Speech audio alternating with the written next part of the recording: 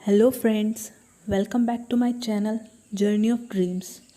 आज हम बात करेंगे कि एक एसएससी स्टेनोग्राफर बनने के लिए किन किन बुक्स की ज़रूरत होती है, कैसे हम लिमिटेड बुक्स के साथ ही एसएससी स्टेनोग्राफर का एग्ज़ाम पहली ही बार में निकाल सकते हैं। आज मैं जिन भी बुक्स के बारे में आपको बताने वाली हूँ, उन बुक्स को मैंने खुद फॉलो किया है और पहली ही बार में ये एग्ज़ाम क्रैक किया है। मैं जिन बुक्स के बारे में बात करने वाली हूँ, हो सकता है आप लोगों में से बहुत से लोग ऑलरेडी उन बुक्स को फॉलो कर रहे होंगे। तो चलिए शुरू करते हैं इंग्लिश से, क्योंकि ये सबसे ज़्यादा वैल्यूएबल है और पूरे 200 मार्क्स के एग्ज़ाम में से 100 मार्क्स वाला पार्ट इसी का है। तो इंग्लिश सब्जेक्ट के क्वेश्चन 3 पार्ट्स में डिवाइड होते हैं।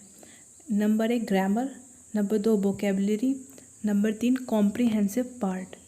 आपको ग्रामर और वोकेबलरी वाले पार्ट पर ज़्यादा फोकस करना है। कॉम्प्रिहेंसिव पार्ट प्रैक्टिस और रिवीजन के बेस पर खुद ही अच्छा हो जाता है।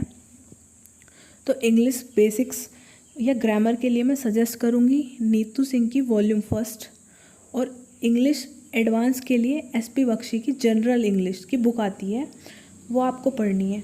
और अगर आपने कहीं ऑफलाइन कोचिंग ले रखी है या आपका ग्रामर वाला पोर्शन काफ़ी स्ट्रॉन्ग है, तो आप सीधे ही एसपी बख्शी वाले बुक पर स्विच हो सकते हैं। ये बुक बहुत अच्छी है, इसको आपको कम से कम 3 बार पढ़ना है। और इसके अलावा एमबी पब्लिकेशन के प्रीवियस ईयर प्रैक्टिस सेट आते हैं, उन्हें भी रेगुलरली सॉल्व करना है। अब ग्रामर का पोर्शन फिनिश करने के बाद अब बात करते हैं वोकेबलरी की, जो बहुत इम्पोर्टेंट पार्ट होता है। आपको एसपी बख्शी की सारी वोकेबलरी तो कवर करनी ही है, साथ ही साथ एमपी पब्लिकेशन के प्रैक्टिस सेट में स्टार्टिंग में बहुत सारे इडियम्स एंड फ्रेजेस गिवन है, उनको भी याद करना है। और जैसा कि आपको पता ही है वोकेबलरी अनलिमिटेड है, तो ये सिर्फ इससे कवर नहीं हो सकती। इसके लिए आपको एक स्टैंडर्ड बुक भी पढ़नी होगी, जैसे कि मैंने खुद दिलीप कुशवाहा वाली पढ़ी है, या आप एक ब्लैक बुक आती है वो भी पढ़ सकते हैं। दोनों ही बहुत अच्छी हैं। एज आई मैंशनड बिफोर, आप ग्रामर एंड वोकैब पर फोकस करिए। क्लोज टेक्स्ट और पैसेज प्रैक्टिस से धीरे धीरे अच्छे हो जाएंगे।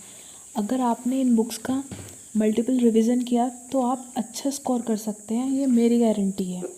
Let's move on to the next subject which is GK और जीए। इसके लिए सिर्फ 2 बुक्स को ही पढ़ना है। बेसिक्स के लिए ल्यूसेंट और थोड़ा एग्ज़ाम पैटर्न समझने के लिए घटना चक्र के प्रीवियस ईयर के क्वेश्चंस आते हैं, उनको भी निकालिए। और डेली करंट अफेयर्स भी पढ़िए, वो आप कैसे भी कवर कर सकते हैं, डेली किसी चैनल से या किसी न्यूज़पेपर से या किसी भी मैगज़ीन से। That's enough for GK. अब बात करते हैं रीजनिंग की। अगर 2018 के स्टेनोग्राफर तक की बात करें तो रीजनिंग बहुत इजी आ रही थी, इस पर ज़्यादा ध्यान देने की ज़रूरत ही नहीं थी। बट 2019 के स्टेनोग्राफर एग्ज़ाम की रीजनिंग बहुत हार्ड थी। क्वेश्चन तो फिर भी इजी थे, बट टाइम कंज्यूमिंग बहुत थे। सो आपको रीजनिंग की बहुत प्रैक्टिस करनी है। अब सबसे पहले बात करते हैं इसकी बुक्स की। बेसिक्स के लिए अरिहंत पब्लिकेशन की बुक पढ़ सकते हैं, और इसके बाद रीजनिंग की बहुत प्रैक्टिस करिए, चाहे वो आप किसी भी टेस्ट सीरीज़ के ज़रिए करें या प्रैक्टिस सेट के ज़रिए। यही काफ़ी है रीजनिंग के लिए।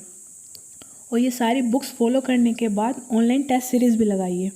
अगर आपने ये फॉलो किया तो आई एम श्योर आप इस बार सिलेक्शन ले जाएंगे। Thank you for watching.